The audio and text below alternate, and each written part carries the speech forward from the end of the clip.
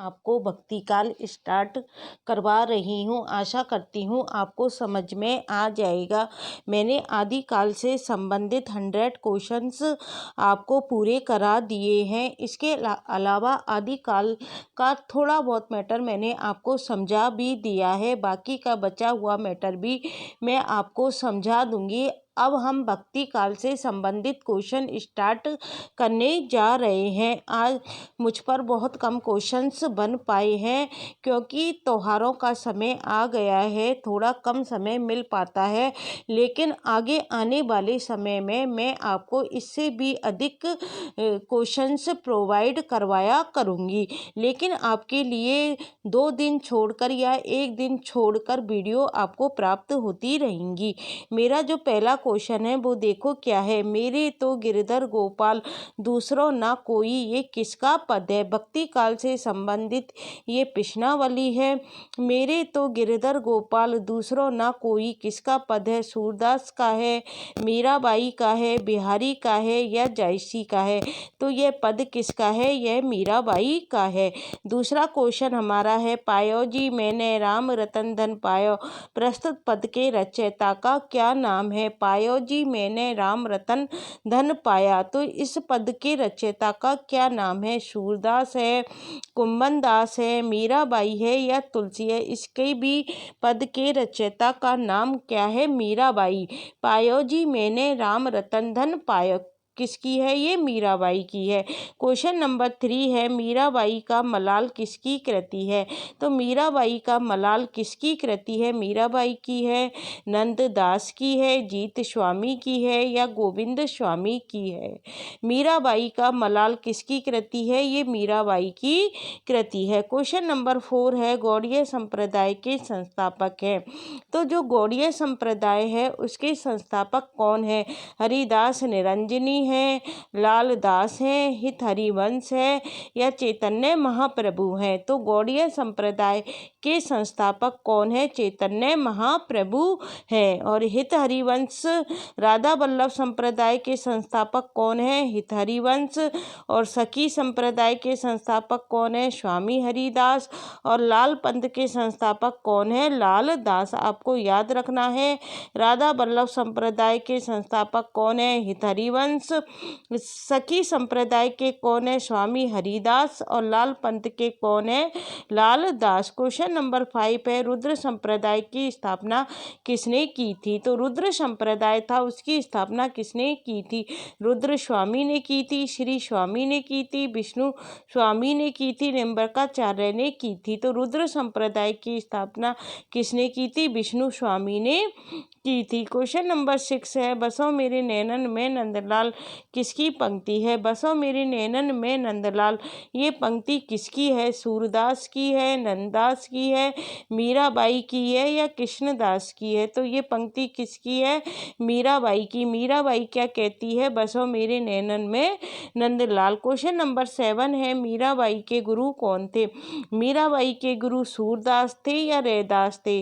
तो मीराबाई के जो गुरु माने जाते हैं वो रैदास माने जाते हैं। क्वेश्चन नंबर 8 है, रसखान कवि का वास्तविक नाम क्या था? तो रसखान कवि का वास्तविक नाम था नसीम खान था, अली मोहम्मद था, अब्दुल था या सैयद इब्राहिम था? तो रसखान कवि का जो वास्तविक नाम था वो था सैयद इब्राहिम। क्या नाम था? सैयद इब्राहिम नाम था। क्वेश्चन नंबर 9 है, रामानुजाचार्य ने किस दर्शन का प्रतिपादन किया? अद्वैतवाद का किया या विशिष्टाद्वैतवाद का किया? तो रामानुजाचार्य ने जिस दर्शन का प्रतिपादन किया वो था विशिष्टाद्वैतवाद दर्शन। क्वेश्चन नंबर 10 है, निम्बरकाचार्य का संबंध किस दर्शन से है? निम्बरकाचार्य का संबंध किस दर्शन से है? विशिष्टाद्वैतवाद से है, द्वैतवाद से है, द्वैतवाद से है? तो जो निम्बरकाचार्य थे उनका संबंध किस दर्शन से है? द्वैतवाद से है।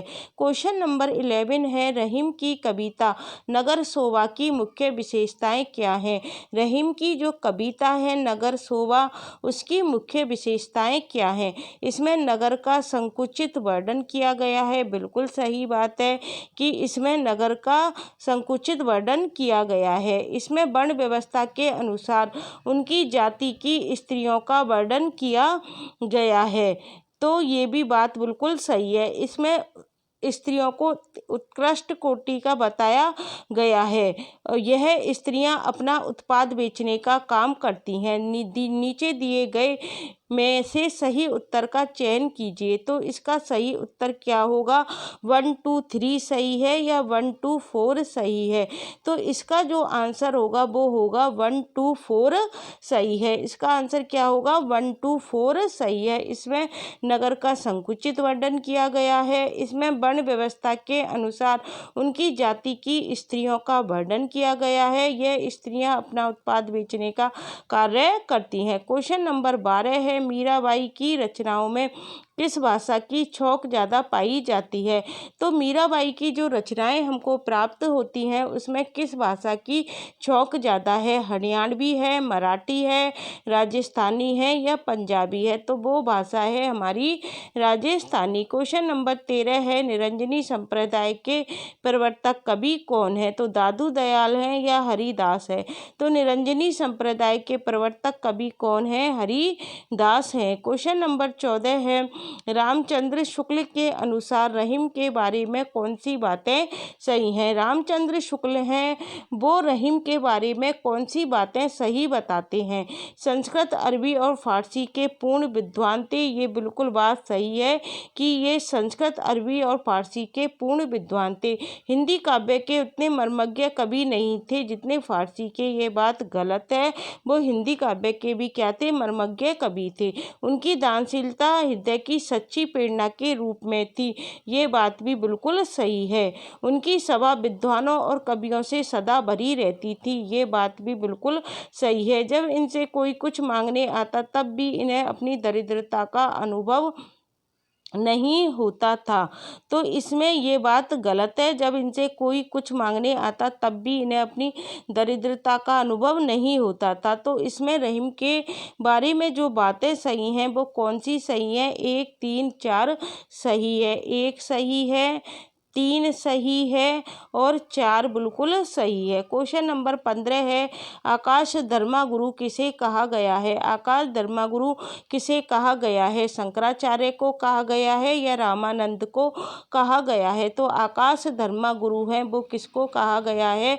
रामानंद को कहा गया है। तो गाइस, आज मैंने आपको भक्ति काल से संबंधित केवल 15 क्वेश्चंस ही कराए हैं। आगे के क्वेश्चंस में आपको आगे यदि मेरी कल आई तो कल की प्रश्नोत्तरी करा दूंगी। यदि मुझे कल टाइम नहीं मिला तो परसों के दिन मैं आपको आगे के क्वेश्चन प्रोवाइड कराऊंगी। यदि आपको ये वीडियो अच्छी लगती है तो इसे अन्य छात्रों के लिए शेयर करना मत भूलना। भक्ति काल, सबसे पहले तो हम भक्ति काल का जो सामान्य परिचय है उससे संबंधित क्वेश्चंस करेंगे। फिर भक्ति काल की कितनी शाखाओं में बांटा गया है? भक्ति काल को हम 4 शाखाओं में पहले तो भक्ति काल को मोटे रूप से 2 भागों में बांटा गया है, सगुण में और निर्गुण में। और निर्गुण की भी कितनी शाखाएं हैं? 2 शाखाएं हैं। और सगुण की कितनी शाखाएं हैं? 2 शाखाएं हैं। सगुण में आती है हमारी राम भक्ति शाखा और कृष्ण भक्ति शाखा।